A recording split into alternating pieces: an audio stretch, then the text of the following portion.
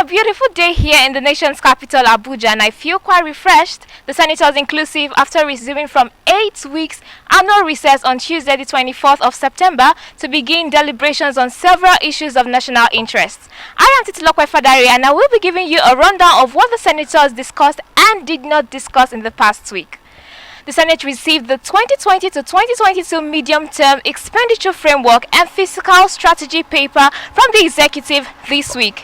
Now, these two documents, once passed by the National Assembly, will pave way for the presentation of the 2020 budget. The Senate President Ahmed Lawan mandated the Committees on Finance and National Planning to present the report of the two fiscal documents by October 2.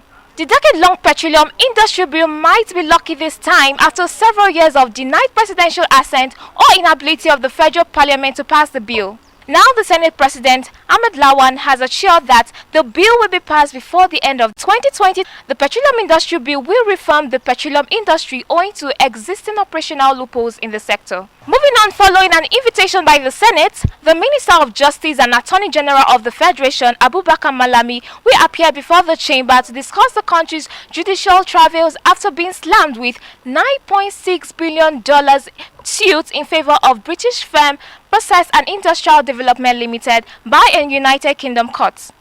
The suit emanated from a contract between the UK firm and the federal government on a gas supply and processing agreement, which saw a fallout between the two parties owing to Nigeria's default in its obligation under the terms of the agreement. In another breath, the Senate commended President Muhammadu Buhari's decision to temporarily shut down all the land borders despite criticisms by Nigerians on the effect it has on legitimate businesses depending on the inflows from the borders. If you will recall, the borders were closed a month ago to rectify the deteriorating effects of persistent smuggling of products that negatively affect Nigerian economy. The Senate President Ahmed Lawan inaugurated 69 standing committees to begin its legislative duties on oversight of ministries, departments and agencies. On the 5.5 billion naira car purchase for lawmakers or the Senate committees, the Senate implored the media not to focus on trivial and irrelevant matters but on issues that will benefit Nigerians.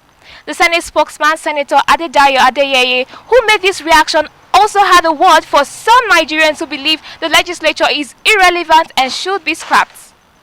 In his words, like people used to say, if you think education is expensive, try ignorance. I am now saying if you think democracy is expensive and legislature is not necessary, try dictatorship and let us see, do a cost-benefit analysis.